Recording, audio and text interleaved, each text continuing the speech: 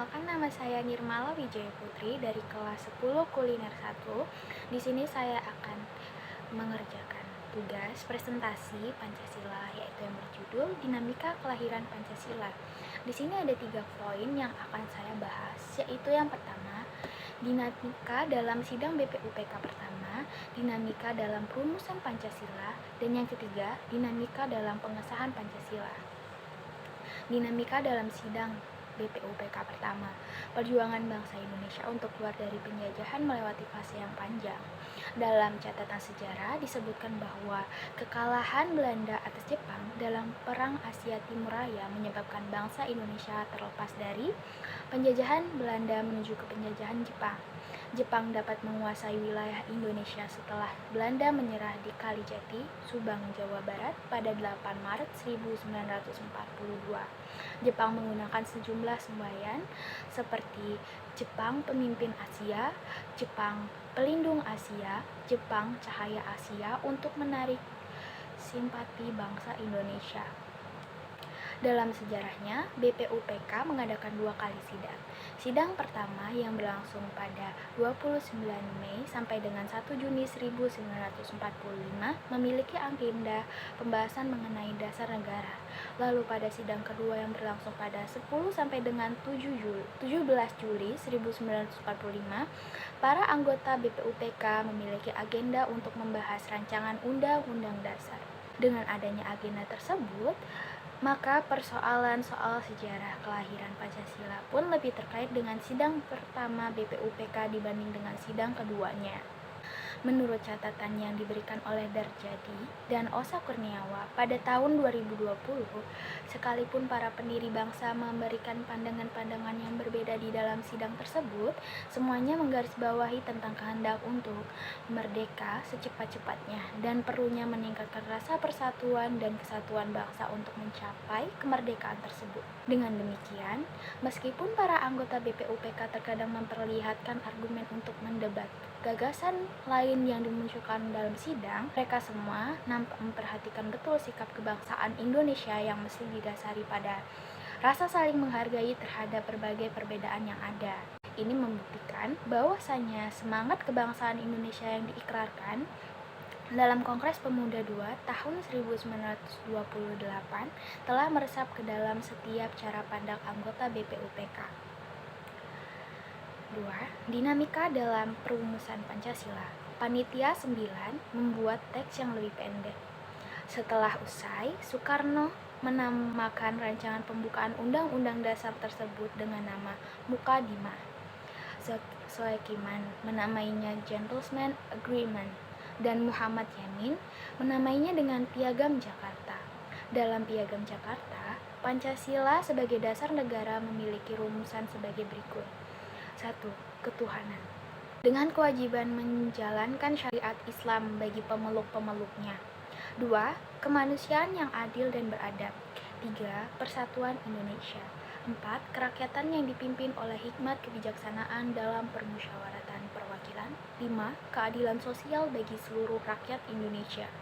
Saat masa sidang BPUPK kedua berlangsung pada 10 sampai dengan 17 Juli 1945, rumusan naskah rancangan pembukaan Undang-Undang Dasar Negara Republik Indonesia tahun 1945 yang disepakati pada 22 Juni 1945 oleh Panitia 9 dibacakan oleh Soekarno di dalam permulaan sidang itu. Di dalam naskah rancangan pembukaan Undang-Undang Dasar tersebut terdapat 3 pembagian penting, yaitu sebagai berikut. 1. Bagian pertama. Bagian pertama merupakan pernyataan kemerdekaan. Pernyataan ini didasari oleh pengalaman bangsa yang mengalami penjajahan atau kolonialisme selama ratusan tahun.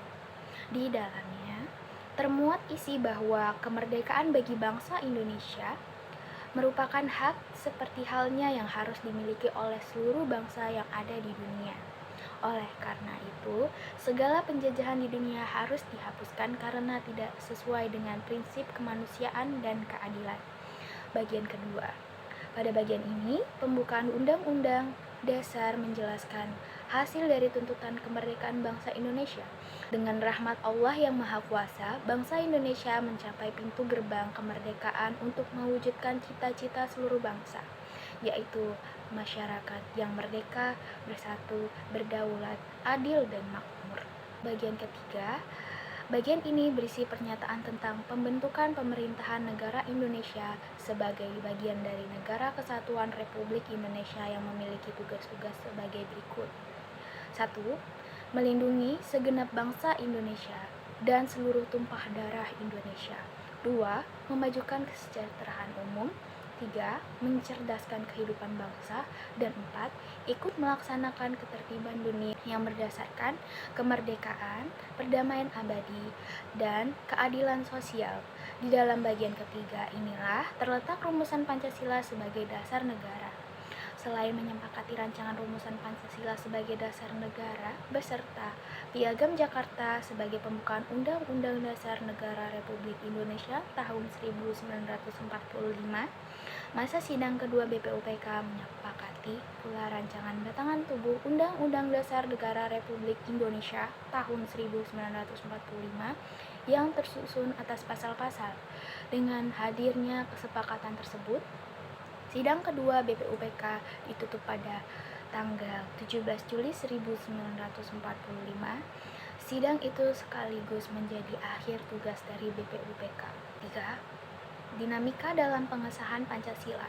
Setelah teks proklamasi dirumuskan, para tokoh bangsa yang hadir saat itu berdiskusi terkait di mana tempat pembacaan teks proklamasi akan dilakukan. Atas pertimbangan keamanan, Soekarno memilih halaman depan kediamannya di Jalan Pegangsaan Timur nomor 56 sebagai tempat pembacaan teks proklamasi. Teks proklamasi kemudian dibacakan oleh Soekarno yang didampingi Muhammad Hatta tepat pukul 10 waktu Indonesia bagian Barat pada 17 Agustus 1945. PPKI kemudian melakukan sidang. Sidang pertama baru digelar tepat 1 hari setelah proklamasi kemerdekaan pada 18 Agustus 1945. Sidang pertama tersebut menghasilkan beberapa putusan, yaitu 1. Mengesahkan Undang-Undang Dasar Negara Republik Indonesia tahun 1945. 2. Memilih Soekarno sebagai presiden dan Muhammad Hatta sebagai wakil presiden. 3. Membentuk Komite Nasional untuk membantu tugas Presiden secara sementara sebelum dibentuknya MPR dan DPR. Sidang kedua terjadi pada 19 Agustus 1945 dan menghasilkan beberapa putusan, yaitu 1. Pembagian wilayah Indonesia yang terdiri atas 8 provinsi. 2. Membentuk Komite Nasional di daerah. 3. Menetapkan 12 departemen atau kementerian dengan masing-masing menterinya.